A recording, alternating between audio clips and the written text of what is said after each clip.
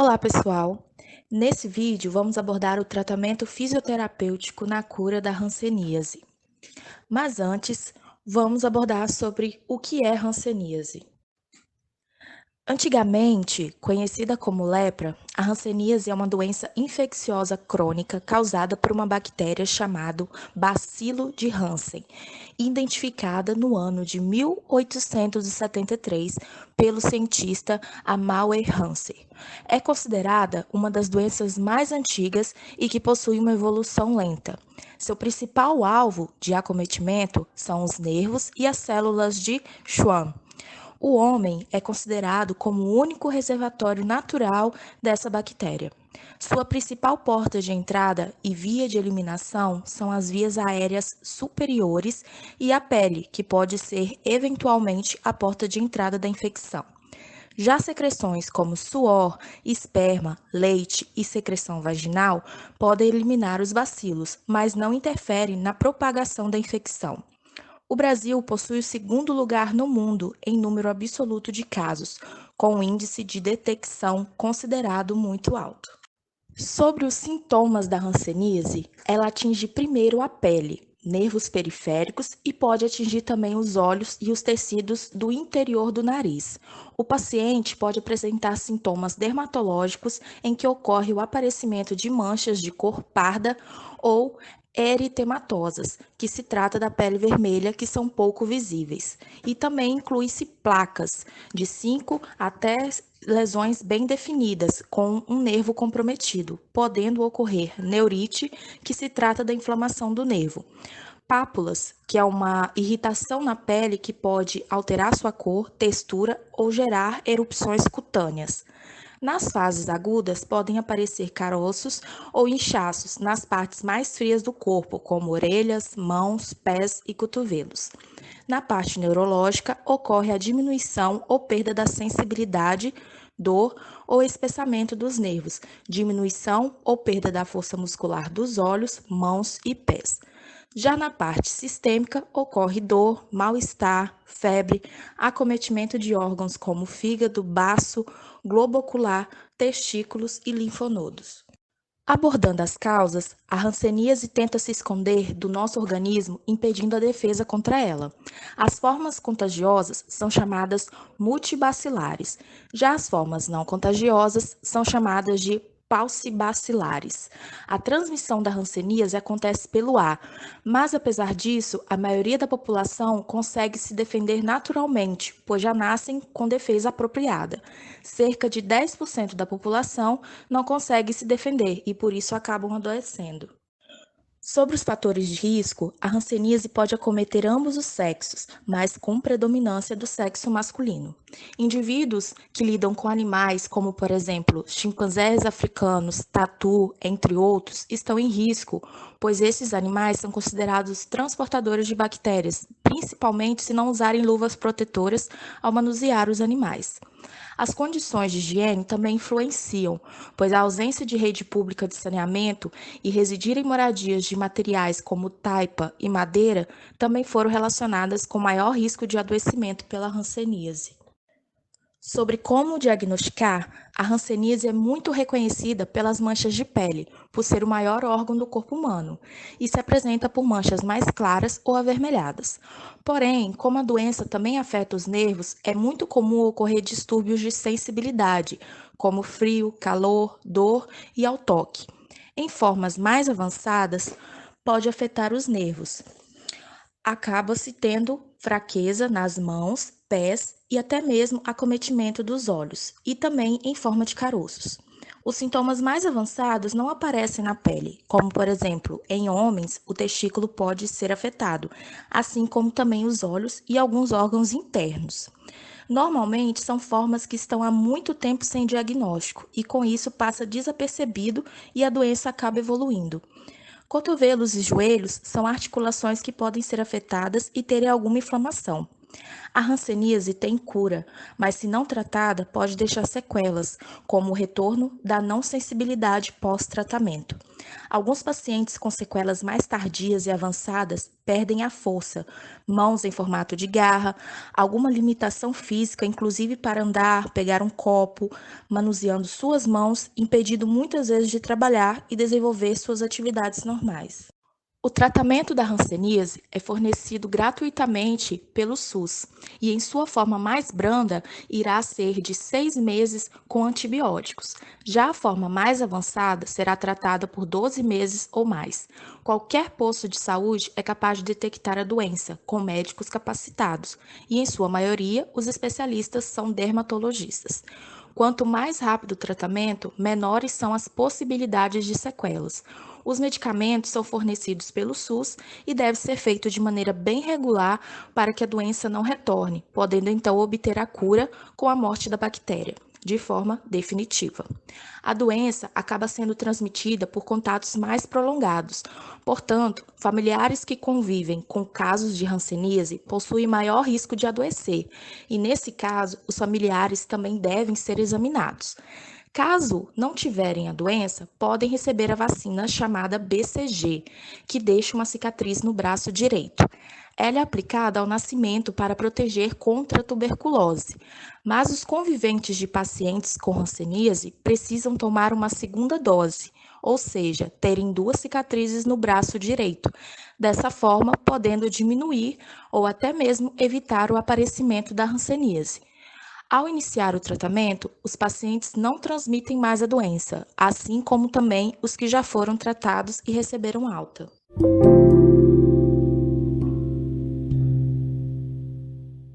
Meu nome é Vitória Veloso e agora eu vou falar sobre os objetivos da fisioterapia na hanseníase.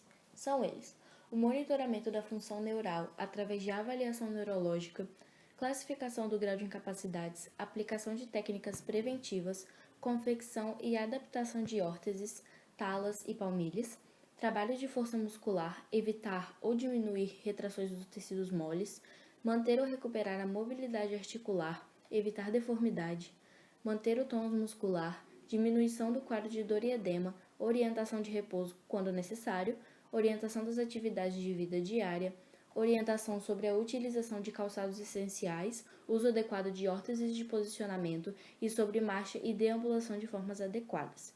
Estimular a movimentação ativa e a realização dos alongamentos, promover o bem-estar do paciente e, claro, melhorar a qualidade de vida do paciente. Eu vou falar agora sobre os 2 tratamentos fisioterapêuticos mais conhecidos, que são o FNP e o AEP. O FNP é a facilitação neuromuscular proprioceptiva. Isso é uma técnica que combina mecanismos fisiológicos do controle neuromuscular com a ativação dos impulsos dos órgãos tendinosos de Golgi. Um dos padrões da FNP é a contração-relaxamento, utilizado para o aumento de flexibilidade. Ele é caracterizado pelo uso da contração muscular ativa, ocasionando uma inibição autogênica do músculo alongado. Dessa forma, ocorre o relaxamento muscular reflexo do músculo-alvo, que, associado ao alongamento passivo, promove o ganho de amplitude de movimento, importante para que o paciente com hanseníase consiga executar os seus movimentos de maneira adequada. Agora, falando do alongamento estático passivo, ele na verdade é bem simples. Nele, a posição extrema de amplitude de movimento é mantida por um intervalo de tempo, sem ativar o reflexo do alongamento. Portanto, não tem ênfase na velocidade, mas na manutenção da posição. O aumento da flexibilidade articular no paciente com hanseníase é importante, porque a falta de flexibilidade pode acabar comprometendo a execução adequada dos movimentos.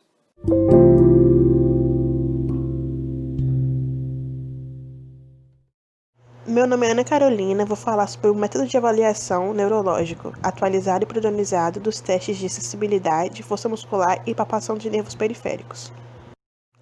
O teste de palpação de nervos possui uma técnica onde o avaliador fica de frente para o paciente e o paciente com o braço ou a perna a ser examinado o mantém relaxado e posicionado de acordo com a descrição específica de cada nervo. O local de palpação é específico a cada nervo.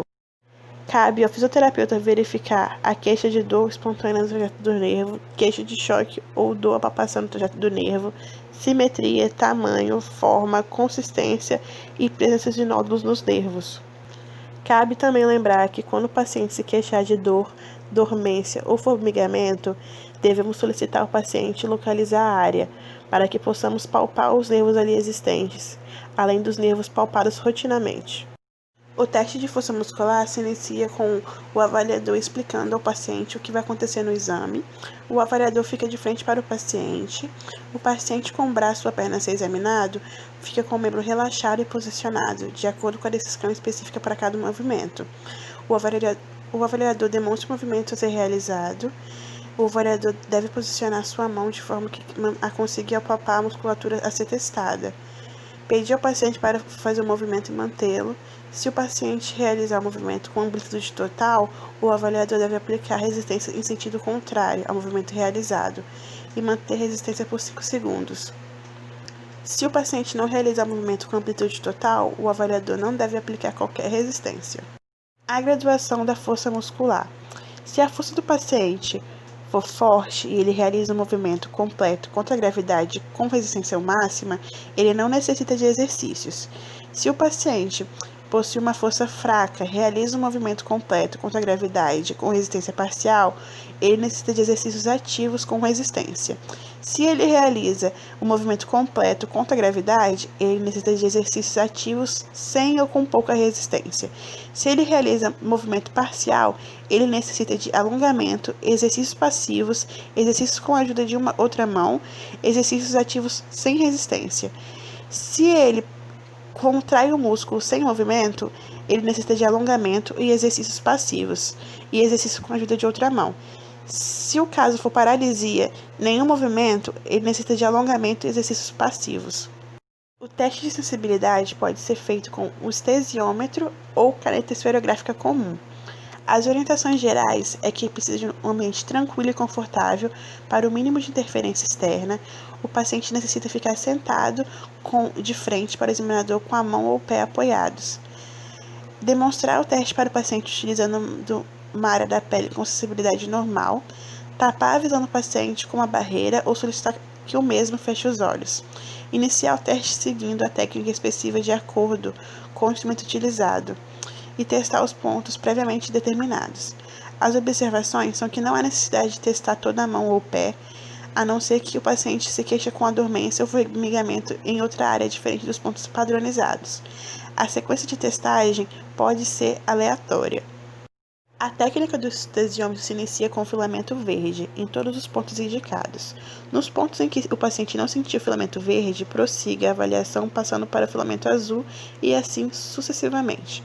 O filamento é aplicado sobre a pele perpendicularmente, produzindo uma curvatura no fio. Essa curvatura não deve encostar na pele do paciente para não produzir estímulo extra. A cada ponto testado, o filamento verde e o azul devem ser tocados 3 vezes seguidas, para garantir que o paciente percebeu o toque. Os demais filamentos geralmente devem ser tocados apenas uma vez, não causando problemas se forem tocados mais de uma vez. Se o filamento escorregar na pele no momento do toque, não considerar a resposta e repetir o teste no mesmo ponto. O teste deve começar com o fio numa distância de 2 cm da área a ser testada. Tocar a pele com o filamento mantendo sua curvatura por 1 segundo ou 1 segundo e meio. Solicitar ao paciente que responda sim quando sentir o toque. Em caso de dúvida, voltar a cada ponto mais 2 vezes para certificar-se da resposta. No caso de respostas positivas e negativas em um mesmo ponto, considere-se certa se o paciente acertar pelo menos uma das 3 tentativas. Registrar a resposta na folha de avaliação, colorindo cada ponto com a cor ou legenda correspondente a cada filamento. A técnica da caneta se baseia em seguir orientações gerais, tocar a ponta da caneta bem levemente sobre a área a ser testada, perpendicularmente à pele. Solicitar ao paciente a resposta sim quando perceber o toque da caneta. Voltar a cada ponto 2 vezes para certificar-se da resposta. Registrar a resposta sim ou não em cada ponto especificamente.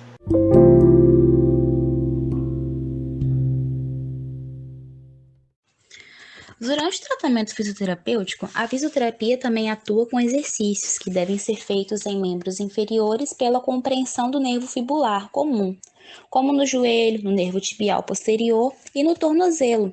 Ainda mais que essa inervação afetada pode inclusive gerar ulcerações. Também é citada a mobilização neural, que as pessoas também conhecem como neurodinâmica. Ela faz parte do princípio da fisiologia e da mecânica do sistema nervoso, podendo gerar disfunções próprias do sistema neural ou em estruturas musculoesqueléticas por ele inervadas. Portanto, o restabelecimento da sua biomecânica e fisiologia adequada, através do movimento ou tensão, permitem recuperar a extensibilidade e a função equilibrada desse sistema, bem como das estruturas comprometidas, sendo uma ótima opção para aliviar a dor neuropática nos pacientes que possuem hanseníase. Já em relação às alterações de sensibilidade, ela pode ser realizada a dessensibilização com massagem de deslizamento dígido e percussão, como é exibido na segunda imagem. Os exercícios de fortalecimento muscular podem ser realizados através do uso de caneleiras e halteres, com exercícios isométricos em cadeia fechada e exercícios calistênicos com a bola suíça, para favorecer o retorno venoso.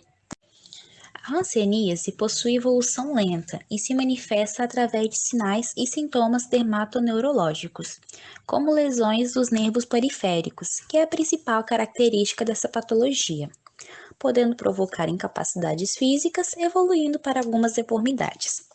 A fisioterapia se encaixa no tratamento desses pacientes, desde a avaliação até a prevenção de futuras sequelas, agindo no processo de reabilitação, prevenção das deformidades e fortalecimento muscular.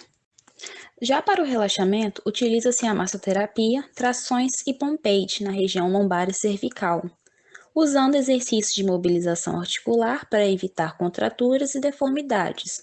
Também é utilizado o trabalho de propriocepção dos membros inferiores e superiores com a bola suíça. Também utilizamos a cama elástica, a prancha proprioceptiva e circuito de obstáculos. Com a correção postural, pode-se promover a conscientização postural através do taping manual, ou como muitos chamam de bandagem elástica funcional, que está ilustrado na imagem. Alguns dos recursos utilizados no tratamento podem auxiliar e acelerar o processo de cicatrização de úlceras plantares, que são a massagem manual superficial, radiação infravermelha e ultravioleta, terapia ultrassônica, laser de baixa intensidade e eletroestimulação pulsada de baixa e alta voltagem também. O fisioterapeuta deve ensinar o paciente a executar certos movimentos e orientá-lo sobre o posicionamento corporal correto. Também deve estar atento em relação ao nervo tibial posterior, que é o principal nervo acometido pelo bacilo de Hansen, nos nervos inferiores, que podem gerar déficits sensitivos, evoluindo até úlceras plantares. Essas úlceras, se não forem tratadas, elas podem infectar e evoluir para quadros de osteomielite, reabsorções ósseas e progressivamente chegar até amputações. Não só isso, como a orientação na realização de exercícios e posicionamento realizados no domicílio, nas atividades de vida diária, são fundamentais para a melhora do paciente, para gerar até mesmo uma melhor qualidade de vida a ele.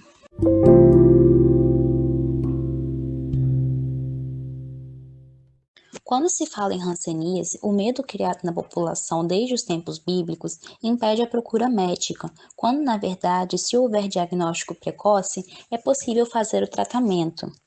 Essa doença, ela pode trazer alguns conflitos psicológicos nos pacientes, por isso é necessário o apoio dos familiares, amigos e aqueles que fazem parte do seu convívio social.